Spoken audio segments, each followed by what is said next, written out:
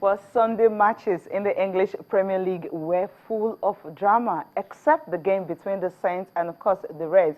That is Liverpool and Southampton. And Matthew Upson was the man who was on the wrong side on that day. Actually gifted Everton their 5th consecutive draw at Goodison Park. And, of course, West Ham letting go of a 2-goal lead and conceding 2 late goals. Well, Harry Kane had to convert that controversial penalty for them to secure a draw at White Hart Lane. Hello and welcome. I'm Cecilia Amogbe and you're watching Sport This Morning. First, the headlines. And the Super Falcons are finally in camp. 22 players arrived last night in Abuja, with a first training section expected to take place this afternoon, and the rest of the technical crew will be joining them this morning. And the battle for top 4 in the English Premier League is getting more interesting. Right now, as it stands, 5 clubs are running for it. Liverpool is there, Southampton is there, Arsenal, inconsistent, Manchester United, they are also gunning for top 4, and even Tottenham. So you can expect any of these 5 teams to actually pick a spot in the Champions League for next season. And this man on your screen, he has actually played 23 tournaments and he has won 23 ATP Tour titles, but he has never won at Rio. And with Rafael Nadal out of the way, where David Ferrer could not miss the opportunity to claim his first trophy there, and much more against the man, Fabio Fognini, who actually sent Nadal out in the semi-final. Now we'll talk about the dramatic EPL yesterday, and of course, let's just see how it all went down at Goodison Park and White Hart Lane. Gibson, Lukaku, Naismith scores! How Everton needed that! He's barged off it by Morgan. Here's Vardy, taking on McCarthy. Howard's lost it, Nugent scored!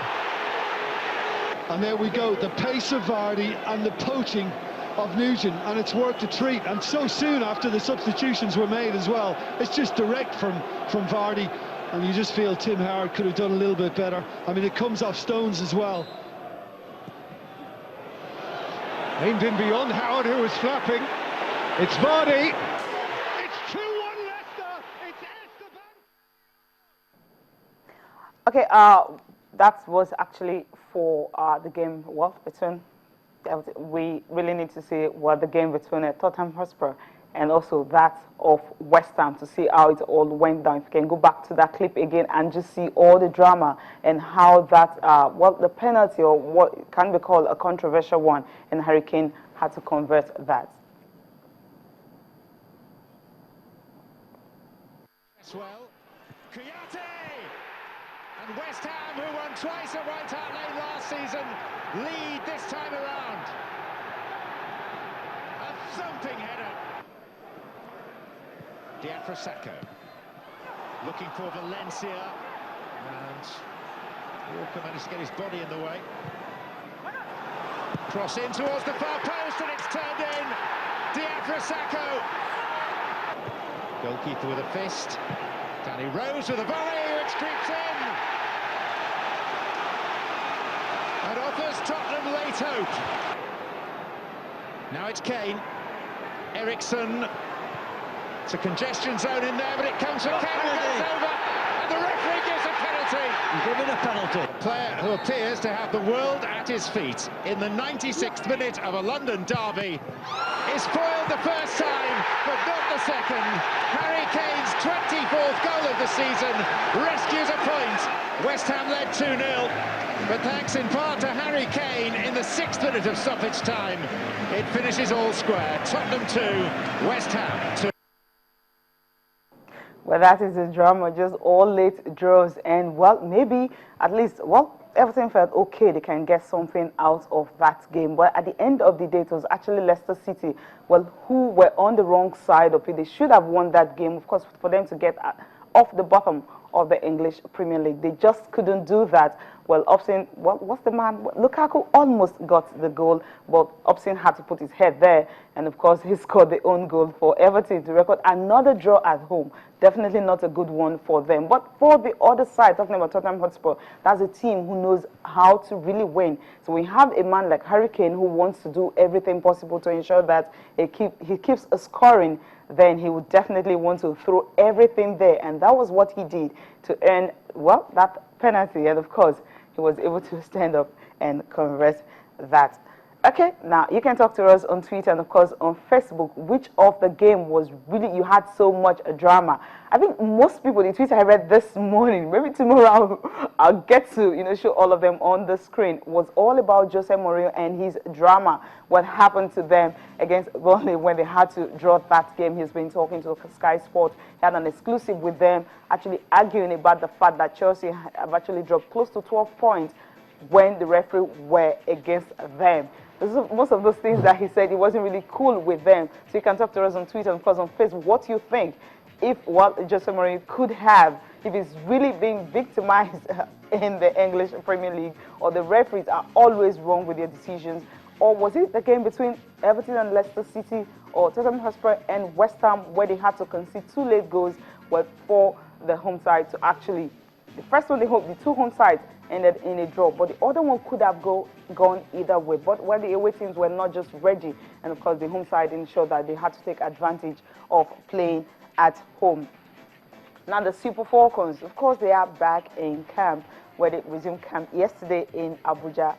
Well, and this morning, the report reaching us is that 22 players arrived yesterday, and of course, the others will be joining today. Remember, about 36 players were invited, and 26 of them are from home, and the other ones, you have about 10 foreign-based players, coming in to join them. And of course, Coach Edwin Okon have said that usually he allows his foreign-based players to actually come to join the team with 2 weeks to a particular tournament. Maybe we'll not be expecting most of the foreign-based players right now, but we're expecting that the rest 4 from the home side will be joining them today, because their first training session will be this afternoon. And some of the technical crew also will be arriving this morning for this. And the Super Falcons are actually preparing for the All-African Games qualifier against Mali, and also Olympic Games qualifier against Mali. And this will also serve as well preparations for the FIFA World Cup in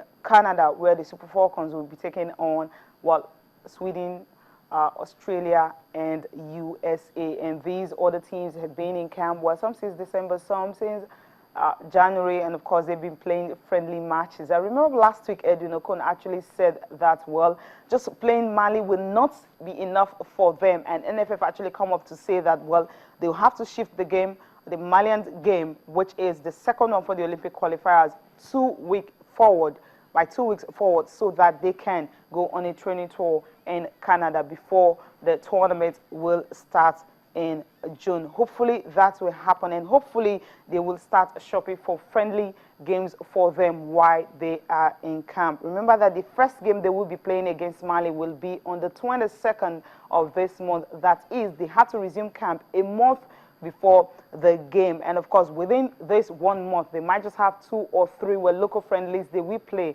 before they start getting a tougher opponent to prepare them for the World Cup. And of course, after the 22nd of March, which is the first game, the return leg will be in Nigeria 3 weeks later, before they will now clash against Mali again in May, with the game brought forward for them to have good preparations for the World Cup in Canada. Remember that Nigeria did not really qualify for the All-African Games in last edition, and also for the Olympic Games in last edition, and hopefully they can do that this time around as African champions. Okay, now let's go to the under-17, the Golden Eagles, of course. We know they're through to the semi-finals. Of course, book a ticket to defend the title they won in UAE. But right now, they will be facing South Africa in the semi-final. Let's just look at the teams that will be representing Africa in that FIFA cadet. You have Nigeria, Guinea, Mali, and South Africa. South Africa, for the very first time, they are qualifying for this tournament. That's for the FIFA Under-17 World Cup.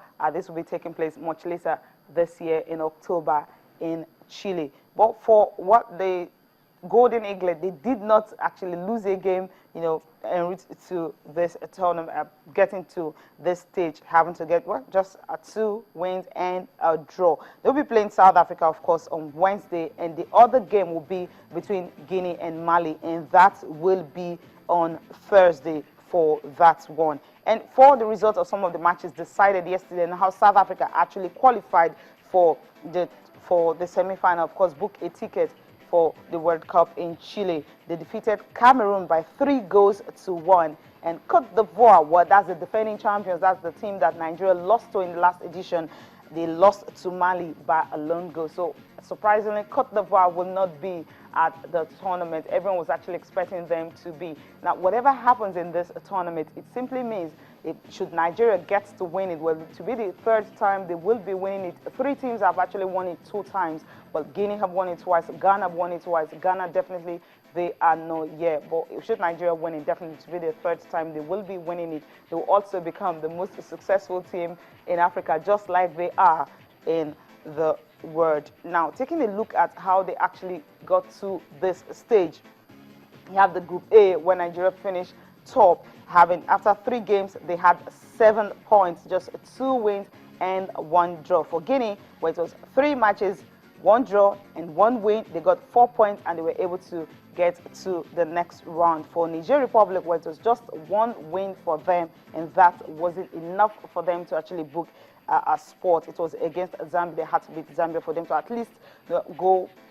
leave the tournament on a high. Then for Zambia, well, just 1 win and also 1 draw, but that wasn't enough because for Niger they had to finish 3rd on goal difference. Now that's what you have on your screen. That's the group. And now talking about the Group B, well, for South Africa, they actually got to this stage. It was a wonderful one for them, finishing 2nd. Everyone thought Cote d'Ivoire will be the team that will be joining Mali, but that wasn't it to be. After 3 matches, Mali 2 wins and 1 draw, and they ended up 7 points, just like Nigeria, not losing a game all through the group stage. And for South Africa, of course, 2 draws was just enough for them, and the game they played against, well, Cameroon, more like the game of the tournament for them, that win was just enough to get them a spot in Chile. And for Cote d'Ivoire, well, it wasn't enough for them at all. Just 1 win and 1 draw and 4 points they got. And of course, they had to go home. And Cameroon came into this tournament, well, on a very, very low. They did not actually win any game in this tournament, losing all their games, no draws for them. And Cameroon, well, everyone felt, okay, they could have been able to come up with something, but they just could not do that. That group was actually a group of death because you have Cameroon, you had Cote d'Ivoire, you had Mali, and you had South Africa. So it could have gone either way. By the end of it, it was just South Africa and Mali that joined Nigeria and Guinea for the ticket in Chile. Now, let's come back home, Lagos precisely, where the Eco Beach Soccer final was decided yesterday. And of course, well, the team who everyone's actually tipping, expecting to win it, just could not. But it was Lagos Island, Eko Akate, who actually emerged winners of the 2nd edition of this tournament. And on the final day, Eko Akate thrashed Young Strikers 8-1, where it confirms that, well, they were actually the champions status there. And the defending champions were Owusebe beat Ibeju Lekki 5-3, and that wasn't enough for them to actually retain, well, the title they won last year. So it was Eko Akate who got that because of the massive victory, 8-1. And in the other game, we had Union Bank beating Pepsi Football 5-0. And of course, another game, well, another game also, we talked about the Owusebe beating Ibeju Lekki 5-0. And well, the football organizers believe that this can actually help to develop football in Nigeria. Talking about beach soccer. Remember the beach soccer, you know, usually being the Copa Lagos every December. Well, we really still don't have a beach soccer league in Nigeria, just like you have the Nigerian Professional Football League. We don't have that. But what Lagos State is doing, they're actually setting the pace for that. See how the Nigerian Football Federation can actually build on this until they can develop a bigger and a larger league where you have the pool of the players playing at the national team level can have a league of their own, and not having players who will be playing on grass during the league season. And when the Copa Lagos comes, just pick them from the various clubs, assemble them, and they get to play for the beach soccer tournament. Okay, let's just get to listen to the organizers of the competition. They believe that this will definitely aid in developing the league in Nigeria.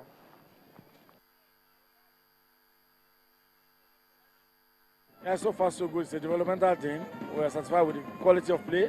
The standard has improved greatly from what we did last year. And we're so okay, we give grace to God. It's our first time of participating, and glory be to God, we came first. I think the NFF should show more concern in this game so that people will be employed somehow, if they can, as in encourage the league so that more youths can get clubs and play this kind of football. But that's what is important, Eko Akati there, of course, winning that tournament. Okay, now let's go for a break now. It's going to be between the game between Liverpool and Southampton. Well, we'll continue, and of course, Ryan Sterling, when these two young stars are on form, definitely Liverpool will just keep on winning for the 5th time in a row. This is the first time they're doing it in a very, very long time. Liverpool not conceding a goal away from home. 5 wins and all. Well, it's a good one, you would say, for Brendan Rodgers, who, well, he's renewing the interest in finishing top 4.